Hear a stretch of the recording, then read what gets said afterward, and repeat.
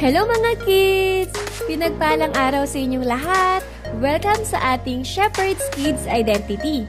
Nais ko ring batiin kayo mga bata. Maligayang pinagpalang bagong taon. Ngayong taon na ito, na 2024, muli nating pag-aaralan ang mga utos ni Jesucristo. Kaya mga bata, marami kayong matututunan dito. Dahil bilang isang tagasunod ni Kristo, dapat alam natin ang mga utos ni Jesus upang maisagawa natin ito ng tama. Kaya munting paalala bago tayo magsimula, maupo, makinig at tumingin sa inyong mga screen para marami kayong matutunan. Dahil ang ating tema para sa buwan ng Enero ay patungkol sa pagsisisi.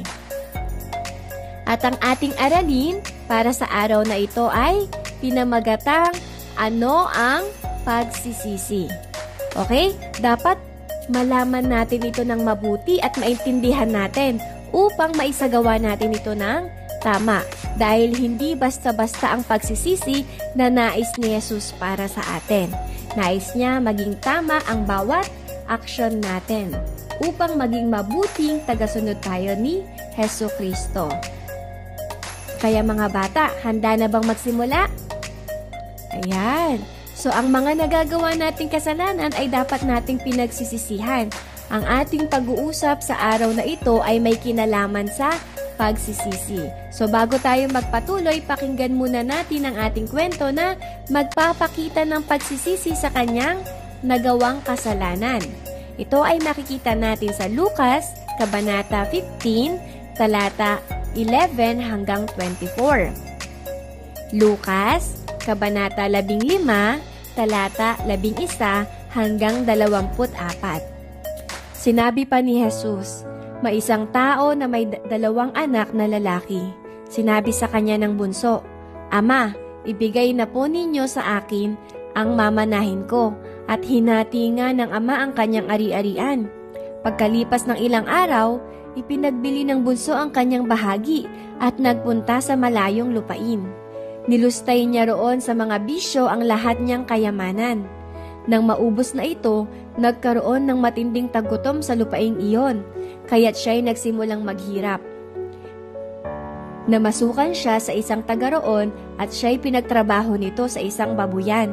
Sa tindi ng kanyang gutom at dahil sa wala namang nagbibigay sa kanya ng pagkain, halos kainin na niya ang mga pinagbalatan ng mga bungang kahoy na pinapakain sa mga baboy.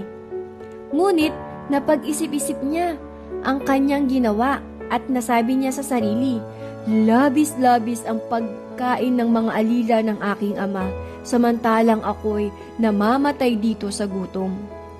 Babalik ako sa aking ama at sasabihin ko sa kanya, Ama, nagkasala po ako sa Diyos at sa inyo.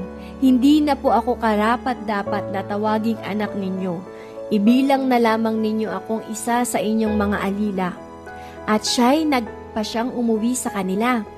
Malayo pa'y natanaw na siya ng kanyang ama. At dahil sa matinding awa, ay patakbo siyang sinalubong, niyakap at hinalikan. Sinabi ng anak, Ama, nagkasala po ako sa Diyos at sa inyo. Hindi na po ako karapat-dapat na tawaging anak ninyo. Ngunit, tinawag ng ama ang kanyang mga alila. Dali, kunin ninyo ang pinakamagandang damit at bihisan ninyo siya. Suotan ninyo siya ng singsing at ng sandalyas. Katayin ninyo ang pinatabang guya at tayo'y kumain at magdiwang. Sapagkat ang anak kong ito ay namatay na, ngunit siya ay nabuhay, nawala, ngunit muling natagpuan, at sila nga'y nagdiwang. Ngayon mga bata, ano ang matututunan natin sa bunsong anak na lalaki? Kung ating napakinggan, siya ay nagsisi sa kanyang nagawang kasalanan. Take note mga bata pinagsisihan ang kanyang mga kasalanan. Ngunit, ano nga ba ang nagawang kasalanan ng bunsong anak? Una, makasarili. Dahil sa pagkuha ng mana na hindi pa patay ang kanyang ama. Ikalawa, pagmamalaki. Dahil ang akala niya maganda ang kanyang buhay kapag nakuha na niya ang kanyang mana. Ikatlo, paglustay ng pera sa masama. Ang lahat ng bagay na meron tayo ay ipinagkatiwala lang sa atin ng Diyos, kaya dapat itong gamitin sa tama. Mapapansin rin natin sa kwento, yung bunsong anak, mali ang motibo nung una sa pagbalik sa kanyang ama dahil naisip niya lang bumalik sa ama para di na sana siya maghirap. Naipakita niya ang pagsisisi noong makita niya yung pag-ibig ng kanyang ama sa kanya. Pero mga bata, ating alamin ang iba pang mga bagay patungkol sa pagsisisi. Ito ang unang utos ng Diyos ay magsisi na sinabi sa Mateo, Kabanata 4, Talata 17. Sabi dito, magmula noon ay nangaral na si Jesus. Ang sabi niya, pagsisihan ninyo at talikdan ang inyong mga kasalanan sapagkat malapit nang maghari ang Diyos. Ang pagsisisi o repentance ay pag-amin sa iyong nagawang kasalanan kahit maliit man ito o malaki. Dapat tatalikuran na ang kasalanan na iyon at hindi na muling gagawin. Dapat maging handa sa parusa o konsekwensya na gawang kasalanan. Dapat maging handang sumunod sa Diyos. Pagbalik sa nasirang relasyon sa Diyos. Repentance is a gift from God. Kaya tandaan mga bata, ang ibig sabihin ng pagsisisi o repentance. Kasi dapat na isasagawa natin ito ng tama. So ano nga ba ang mga bagay na dapat natin pagsisihan? Pagsisinungaling lang ba? Pagkupit lang ba? Pangaaway lang ba? Hindi mga bata. Lahat ng kasalanan. Lahat, pag sinabi nating lahat ng kasalanan, wala tayong ititira kapag tayo ay nagsisi. Ang pagsisisi ay iniutos sa atin ng Diyos upang maibalik ang nasirang relasyon natin sa Kanya dahil sa kasalanan. Dito nagsisimula ang pagbabago ng ating buhay.